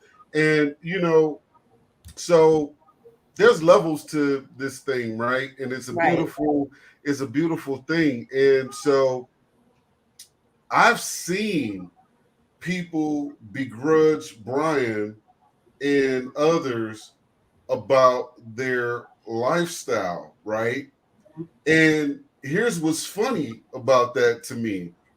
It's like you're looking at this result, right, and you don't know what went in over here. So they don't know that he was, a trailblazer on the mobile tax preparation thing, because he's like, hey, this is what somebody else is not willing to do, so this is what I'm gonna do, and just different like techniques like that, right? So again, there was a point where even though somebody poured into him and gave him the game, whatever, and he had to take on the task of saying, hey, one, this is how I'm gonna separate myself. Two, this is how this is what I'm going to learn. And then you can only go so far without a team. So, Brian, lean into that same conversation about the background and when you felt compelled to like, hey, I gotta grow this thing, Well, my thing was I always took the premise of I'll never be in a position where I'm going to turn down money because I have lack of support. Because my thing was, all right, I need to come up with the solution. How do I get the support? Because that's the craziest thing to me when people limit themselves. That I just never could understand that when people say, well, I got enough clients, now I got all I can handle. And my thing is, unless you financially where you want to be, and my thing is that I never have enough money. The reason why is because I consistently want to uplift everybody else. So when we talk about we want to give back, you can't help the poor being one of them. So you ain't giving back to nobody when you just have just enough and you live the lifestyle that you want. You can't do it. So you got to have an abundance. So my thing is how can I get to an abundance? That means I got to get more money now. If I need more money, I'm only one person. So I only have so many hours in a day and I only have so much in my tank. My thing is I'm not leaving no money on the table when somebody's trying to give me money. So what I did was I said, you know what? How do I start basically finding people? So that was my goal, to start scaling. Like, all right, you know what? I need to start finding people, because I remember talking to people, man, and this is of other persuasions in the tax industry. And this is like my third or fourth year. And I'm looking at the progression that I'm making. So I'm listening to them and they talking about how many clients they've done. They've been in business for 15 and 20 years. And I'm like, huh? I'm like, damn, that's going to be my fourth, fifth year. I should be there. But I'm like, I don't want to be in a position where I'm not taking no clients that people want to bring me money. So at that point, I started looking at like, how do I need to do it? So this is when I came up, George, with the problem. You have that problem with the second T. And this is where you got to lose that second T. You got to help understand. I got a concept that I patent that I trademark called HTTD. And what it stands for is hire, train, trust, and delegate. I understood that. So I got to hire people. I got to train people. And I got to train them on what I know, all that I have. But then I got to trust my training. And I got to trust them if I'm going to have them on my team. But then I got to delegate it to them. That's the only way that I'm going to grow. Because now if I'm trying to do all the returns myself, who's out getting the business? Who's out being the face? And what I had to understand, because I started young in this business. And when you start in your mid-20s in the tax business and you're going to talk to grown people, They before looking at social media, folks. Before social media. Oh yeah, before social media. Yeah, before social media. So you're approaching a adult and you talking to them about taxes. They looking at, young buck, you don't know nothing about what I'm doing. I got a house, I got a rental property. So they're not even really giving you that. So you basically got to play the numbers game. I can't play the numbers game in meeting people at different network events if I'm tied to the computer. So I understood this early on, and this is where I came with the H. I got to hire people, but then I got to train them, because if I don't train them, then I can't step away because they don't know what they're doing. So I still got to be there. So it don't make sense to pay them if I'm doing all the work anyway. I got to trust that they're going to do the right thing, because if I'm bringing them on my team, I must believe in their character. If I believe in their character, why am I micromanaging? If I hired them, I shouldn't be micromanaging because I trust them. And then I got to let them do the work, because if I'm going to pay them, I'm going to delegate it to them. The worst thing I hate, man, I'll let people go in a minute. If I feel like I'm paying you 100% of your salary and you're doing 70% of the work, then you got to go, because I can't take a 30% short. I need you to do 100% of the work if I'm going to pay you 100% of the salary, because my thing is, I don't mind you doing 70% of the work if I can pay you 70% of your salary. Come on.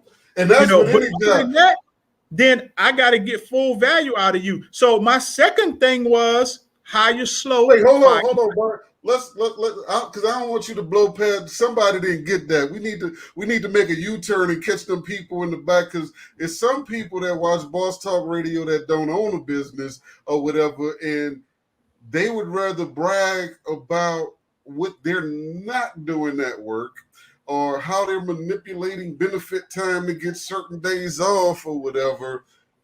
But you can add value at your job as well. But understand this: if you're complaining about your salary and this and that and the third or whatever, understand, hey, you apply for that job. The people ain't come ask you if you wanted one. Exactly. You know, that's number one. Number two is they hired you with a specific job description, and if you're not even meeting that job description, but talking about how you got passed over for this, passed over for that, what value did you add?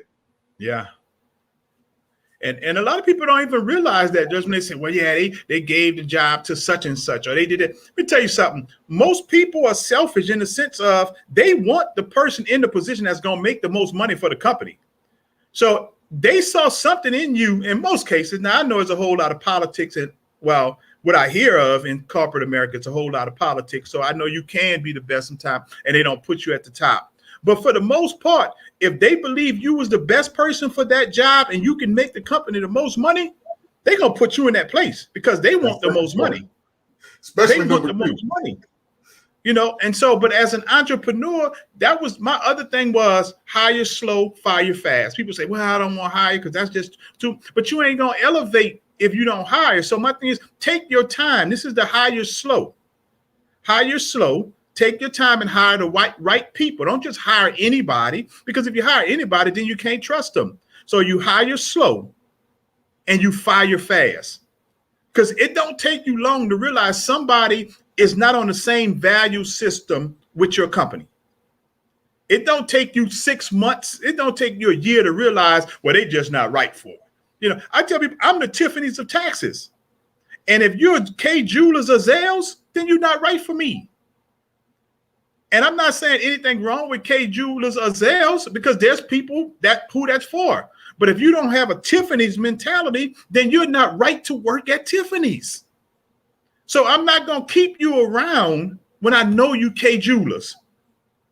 So basically, I hire slow and I realize you're not right for my company. Then I got to let you go and I got to find somebody who is. Because other than that, I'm going to be frustrated, because what I'm trying to do is I'm trying to get a 10 out of a 4. Mm-hmm. And you saying, well, this person just don't want to do this and they can't see. I'm trying to explain to them, well, we're trying to go with this company and they don't see the value. No, because they are a 4. You saying you want to bring 9s and 10s. You ain't going to get a 4 to see that, because that ain't a 4 objective. That ain't their mission. That ain't their goal. So you can still hire people that's aligned with what you're doing. The thing about it is, I don't worry about teaching people what I know and aligning them what I'm doing and where I'm trying to go. So what I do is I make them a part of my vision now. All right. So now I done taught you everything I know. I done invested in you. Now, if you want to step away, let's step away like this. Either you can be a part of the business now because I see you bring value, or let's create you a business under my umbrella. And I'm still eating. Everybody's still eating. I'm getting a return on my investment now. I done gave you all my knowledge, time, and everything over the year, but I'm not losing you. So I'm not getting all of the pie, but I'm still getting a piece of the pie. And if you get a few pieces of pie, you get full, man. You get full. I don't need the whole pie. Hold on. Wait. We're gonna break this one down because somebody missing this concept right here because they want 100%. So I'll give it to you the way I heard it. 10% of a whole lot is way better than 100% of nothing at all. So for those people that's out there that just, you like, well, hey, because like, look, let me tell you something. You all come from work to me. I was a 20-year sales trainer, so right from the door, I don't do hourly nothing. I don't even believe in the concept. I believe in the commission mission, and right from the door, if you ain't confident, you're not taking that job anyway. You know what I'm saying? Because it requires you to produce, but the thing is that with the effort there, the more effort you're putting, the more I'm giving, the more responsibility going with it, the bigger the check is or whatever that's coming to you. But you have to be confident enough and willing to invest in yourself enough to make that leap. I've had people turn down that opportunity. They want X amount of dollars an hour for what?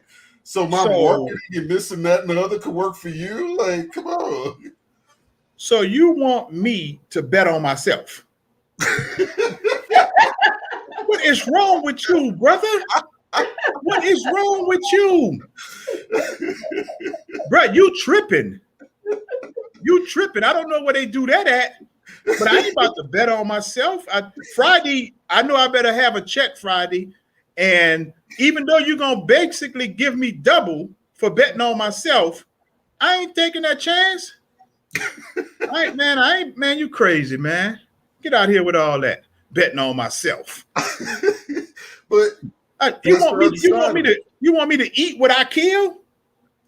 And you ain't gonna bring me the food? Man, come on, man. We ain't doing that around here. You better bring that to me. They want you to kill it, cook it, serve it up on the plate, yeah, and tuck a towel around it, but want a premium for this. Like, in order to eat at the 5-star restaurants, you have to put in a 5-star effort. That's how this thing goes.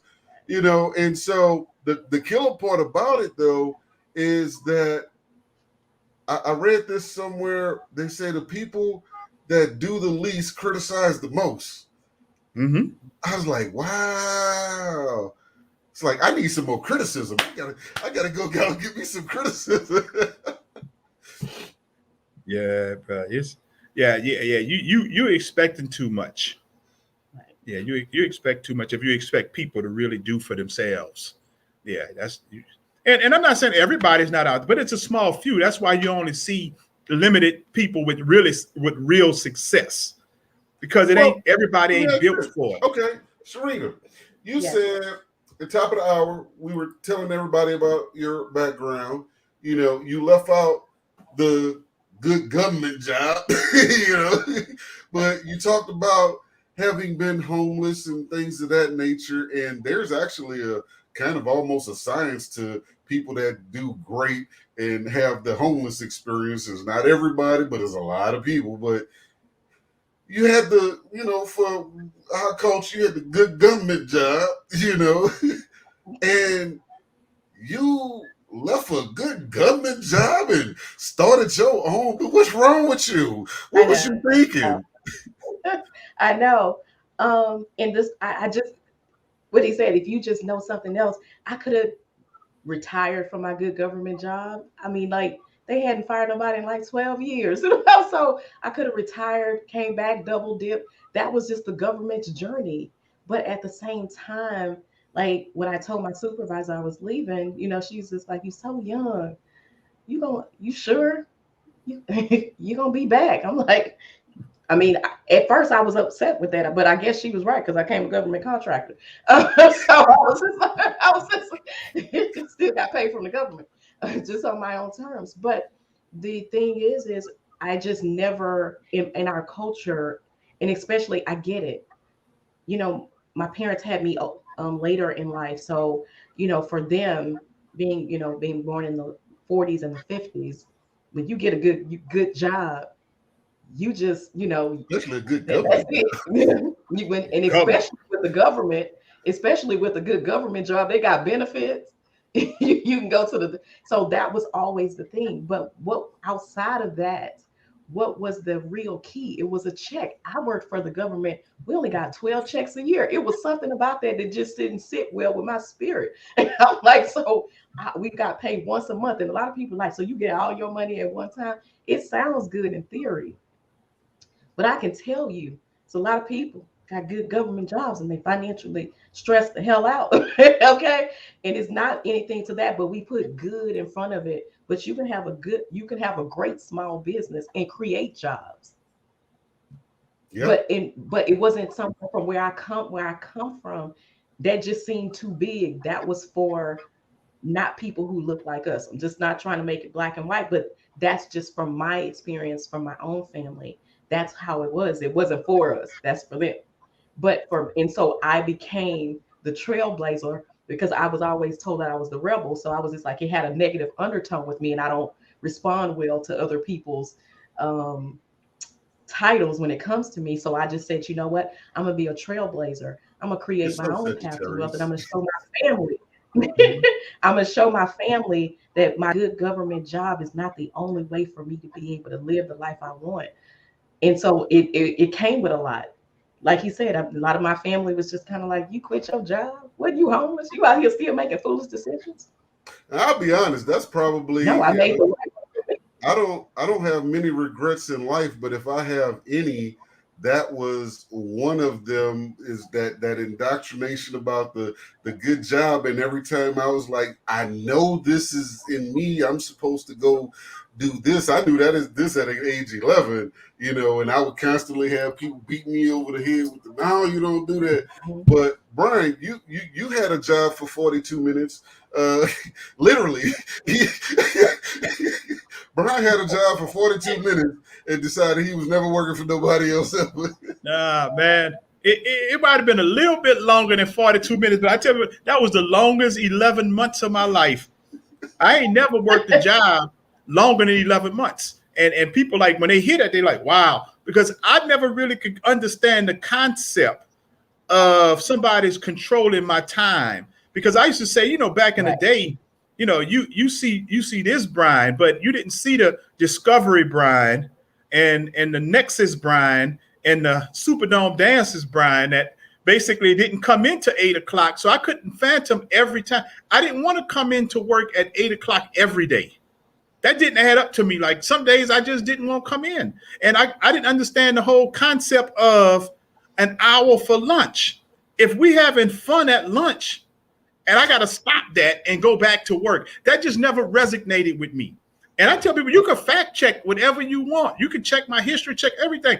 I've never had a job because I couldn't understand those things. Like lunch, like an hour, it's time to go. No, we cool, we talking. Why we got to stop? And so my thing is that I was always a great worker when I had a job, but I understood that wasn't my destiny. So I was like, I can't do this because my friends will tell you when I had jobs and I'll ask my employer, we used to take road trips to the Southern games and come to Atlanta. We used to go to FAMU and I would work and I would ask my employer, can I have the weekend off? I was like, can I get the weekend off? It's like, oh, bro, we're going to be busy this weekend. And I don't know if we can let you off. And my response was, all right, we'll talk about it on Monday. Because again, I only get limited time in life to enjoy them type of things. I'm on my daughter right now. Because for all the many jobs I had, I was trying to pick up every shift and everything possible because minimum wage was like minimum back then. But one thing about it, if I was like, hey, on such and such day, I need off, and you told me no, just know we ain't gonna have no discussion, no argument, or nothing. I'm gonna work up to that day. Yeah. You know what I'm saying? I'm gonna get all the money to that day, but I'm going to do like, look, it's not really a request, it's a notification. I'm just doing it politely. Yeah, I'm just being polite and letting you know. Right. You know, I'm not really asking. I'm just letting you know. You know, but we don't even realize, man, how much of a slave we are to money in our jobs. You know, we are slaves to it, and we don't want to face the fact. But if anything basically is forcing you to do something that you really don't want to do, then you're a slave to that. So some people talk about the 60%, the 60-40 split or whatever on the doing 100% of the work. Doing 100% of the, yeah, on your job. If you're doing 100% of the work and you bringing home 60% of the money, bruh, that's pimping or slavery. That's pimping or slavery. Hey, y'all thought I was petty. This is my mentor. I'm just saying. If you're doing 100% of the work, just think about it. You're going to the job every day. If you're doing 100% of the work, and when you get your paycheck, you're only getting 40 to 50% of that money. Only pimps do that. Or only slaves do that, where they basically, you work all day in the field and they give you a little something for the work you did. If you're on the street, if you're pimping, you go out and you basically do all the work and your pimp give you a little something for doing all the work. And the thing about it is, if we in a system where we scared not to work because we ain't gonna get paid, that's a form of slavery. You know, and I'm not saying you can't basically do what you need to do. But if you think about it, and this is why I try to get people to transition. This is why I try to even get people to think. I know we got caught up in this is the way our system is. But if I go pee too many times and somebody chastise me for going pee too many times, bro, you don't see that as a problem? I'm just saying, if I say, you know what, I'm gonna drink a gallon of water every day, but I'm drinking a gallon of water at my desk, and I get up too many times to go to the bathroom, and somebody will like, Brian, you going pee too much. You know, you give it up too much. But that's a problem with me. That's a problem. If somebody's dictating everything that you do, bro, that's a form of slavery. If you basically said, I really don't want to do this, but I have to because they ain't gonna get me paid, you are a slave to that. Right. You are a slave to that. And we just don't look at it like that, man. And this is why I try to transform people into, everybody say everybody's not an entrepreneur, which they're not. But everybody should be responsible for learning to play the game. If you claim you want more money, if you claim you want to be progressive, because I got to play the business game. And this is what we don't see. We're learning so much now, but we the only community of people that basically don't understand that people get into business sometimes to just have tax breaks. It's not always about basically making a whole bunch of money in business. Sometimes we take the tax breaks, and if we can now get back, instead of letting the government take 60%, you know, maybe they only might take 20%. So that means if I could get 40% of my money back to bring home, I'm still winning. It's a game that we haven't learned because we still have a slave mentality. And so with that, we're going to close out on this concept here. You know, Brian was talking about the slave thing of, you know, when you have to ask to go to the bathroom and this, you know, these different things about like this or whatever, and the whole transitioning into being a business owner, not necessarily an entrepreneur, that's not the same thing, you know, but basically creating a way for yourself to be able to get some of that money back. So we touched on doing something you love.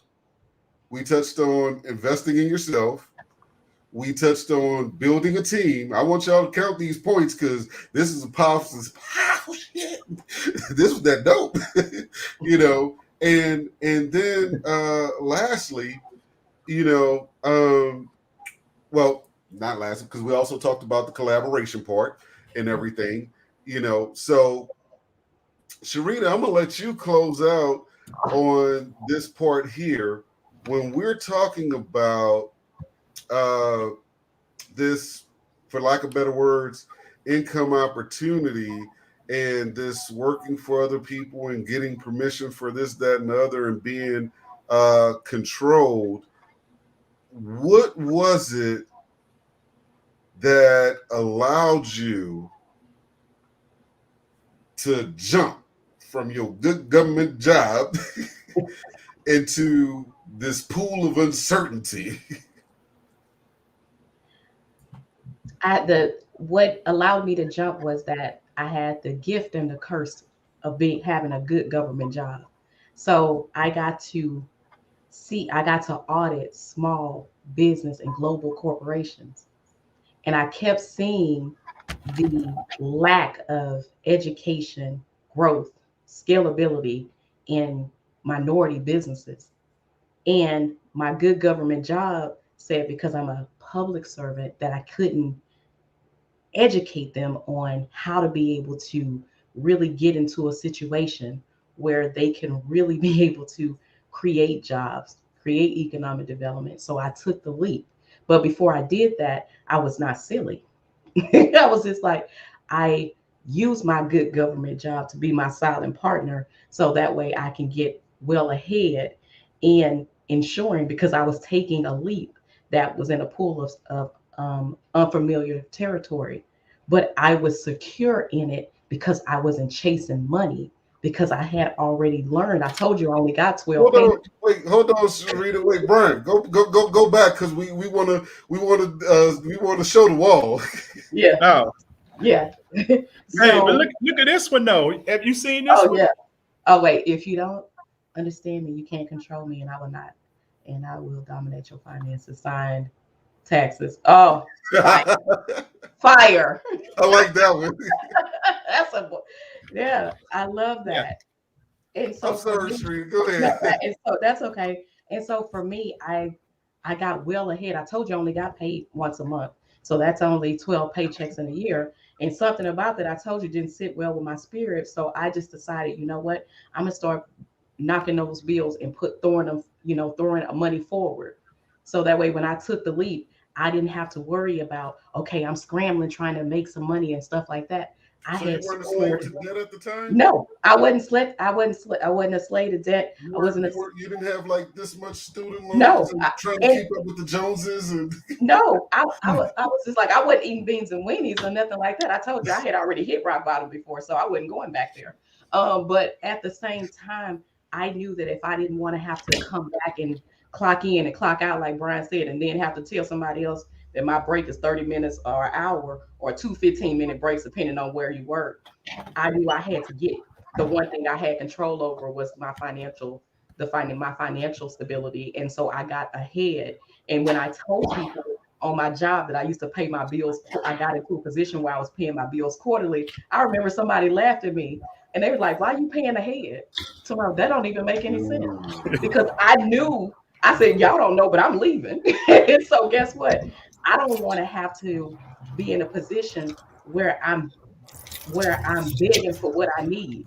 I never wanted to be there, or to have to get into a situation where I am trying to chase people and trying to convince people to buy my services or hire me as a speaker. And I didn't have to do that. I just came out and I was Sharina Humphrey.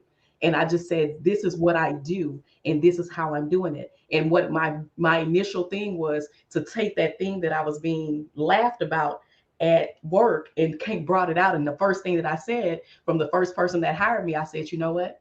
I teach people how to be able to pay their bills 3, 6, 9, 12 months in advance. So that way they can now be able to alleviate a lot of the debt, and they can really be able to buy the one thing that your job will never give you, and that's time.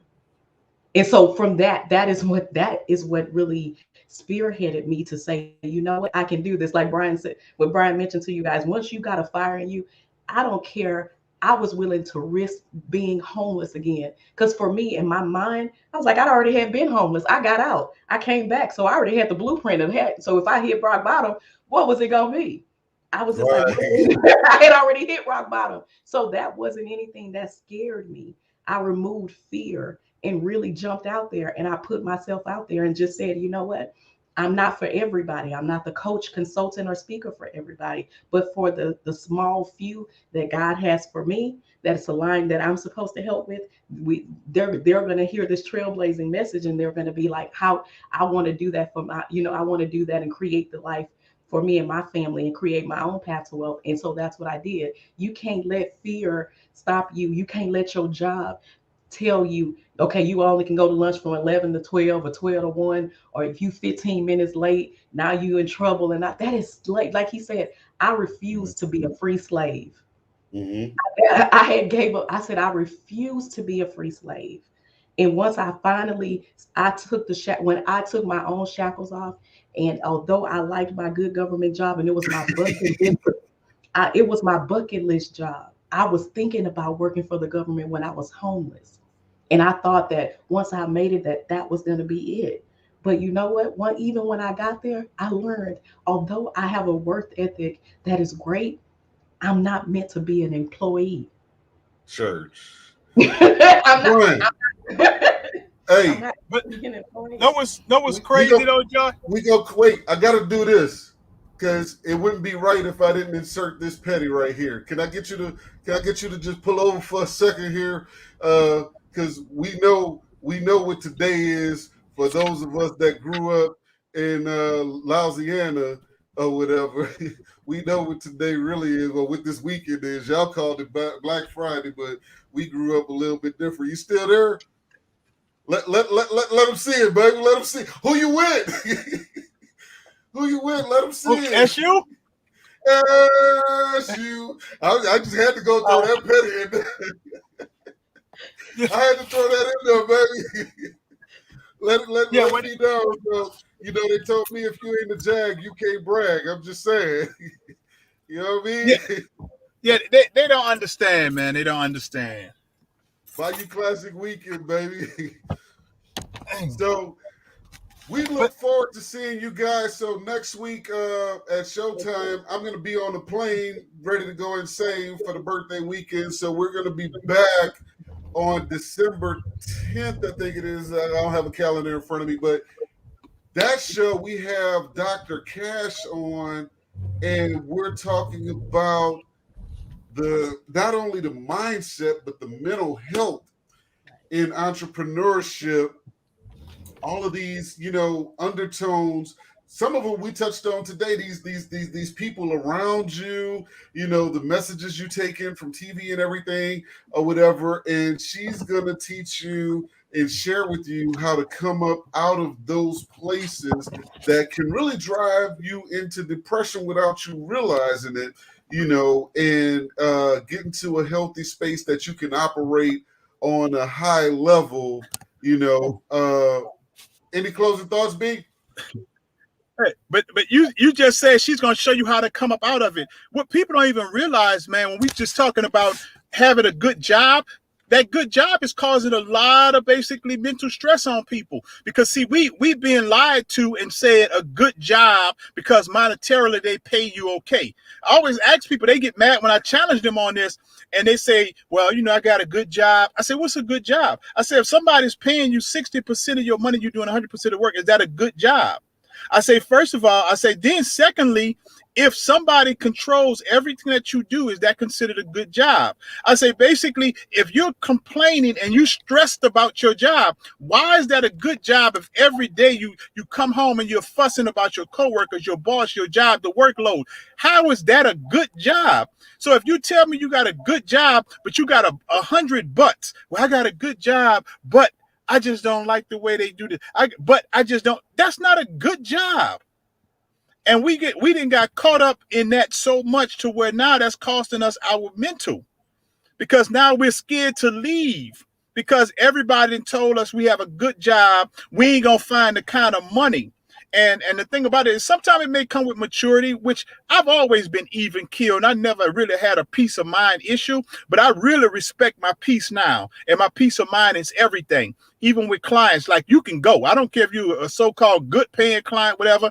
If it costs me my peace, then you got to go. And so, the thing is that Sharina said something like when she talked about being homeless and not being scared to go back there, 95% of the people don't have that. And that's why people can't win. If you realize that you have nothing to lose and everything to gain, then you gonna win. I had somebody ask me today, well, you wasn't scared to go into entrepreneurship, and I said I was scared not to, because then I knew I had no control. I had no control over my destiny. I had no control over my life. So I'm gonna give it a try always. And that's so important, man, your peace of mind. So when you talk about next week with y'all mental health people, get away from this whole good job stuff if it's costing you your peace. That ain't no good job, because they're only giving you a portion of your money and you're getting treated like crap and you got mental breakdowns. What's good about that? Right. I do what I want. I work from home, so I'm kind of on my own schedule. But then you basically got to be logged on everywhere you go. You run to the grocery store, you got to have your computer in the grocery store with you to act like you online. You can't go to nowhere. Like, bruh, I just found out this year. Y'all call me petty. Hey, bruh, I just found out that you have scheduled lunch breaks when you leave from home. People talk about. I said people was telling me like, oh, well, my lunch break is from so and so time. I said, don't you work from home? They was like, well, yeah, you still. Like, how the hell I get a specific lunch break and I work from home, bruh? Like, that's too much control for me. That's too much. I'm a grown man, bruh. So, like, I'm just saying, if you want to keep your peace of mind, think differently the way you're doing things and the way you're doing your life, and stop letting people make you think that you live in this full life because they basically are $12 an hour and you're $30 an hour, so you think you're winning, which $30 an hour is still suffering. That's my last words. The old song says, free your mind, the rest will follow. Boss Talk Radio, we out. Peace.